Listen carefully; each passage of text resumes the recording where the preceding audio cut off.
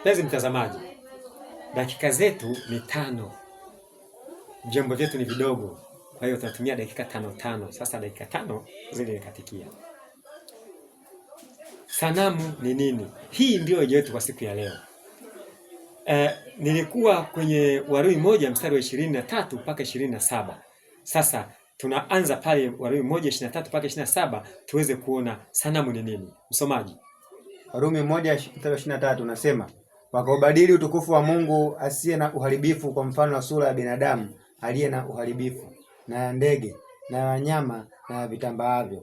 Kwa ajili ya hayo Mungu aliwaacha katika tamaa za mioyo yao, waufuate uchafu, hata wakavunjiana heshima miili yao. Kwa maana waliibadili kweli ya Mungu kuwa uongo, wakakisujudia kiumbe na kukiabudu badala ya Muumba anayehimidiwa milele. Amina. Mtazamaji, umesikia? Msomaji, hapo kwenye kusujudiwa kwa kiumbe, hebu rudia tena mstari, maana hapo ndipo kwenye usanamu wenyewe.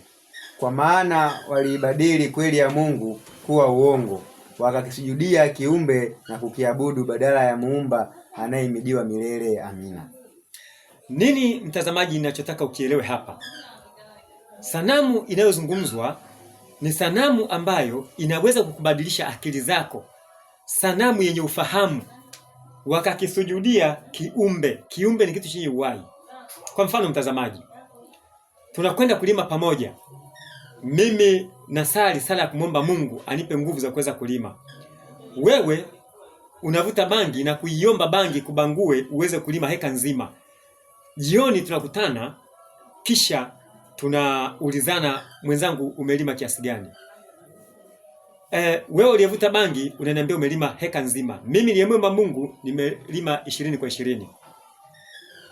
Lazima mimi niliyemwomba Mungu nitashawishiwa na wewe mvuta bange ili niweze kulima heka nzima kama wewe. Hapo ndipo tunapopazungumza. Sanamu ni kiumbe kinachoweza kumbadilisha mtu akili, akaacha Mungu anayoyataka na kufuata Mungu asiyoyataka. Hapo ndipo kwenye usanamu, mpenzi mtazamaji, tunapozungumzia. Kwa hiyo kwa aya hii ya 1 mstari wa 23 Warumi, hii inaonyesha sanamu inayomchukiza Mungu ni kiumbe chenye uhai. Kinaweza kubadilisha utukufu wa Mungu na kuingiza kwenye utukufu mwingine. Kwa hiyo mtazamaji, tunapozungumza sanamu, hapa ndiyo kwenye shina la usanamu unaomchukiza Mungu, na si kwenye fedha wala dhahabu. Mtazamaji, tumia fedha, tumia dhahabu, nenda kamwabudu Mungu, toa sadaka, toa dhahabu, chochote unachoona kinafaa katika hayo fanya. Lakini kwenye 1:23 Warumi, zingatia hiyo, kuwa mwangalifu.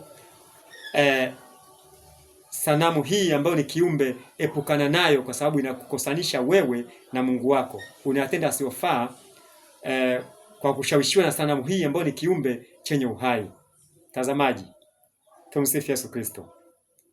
Kwa maoni, ushauri, njoo YouTube, andika Tadei Simon, Tadei yenye TA, Tadei Simon.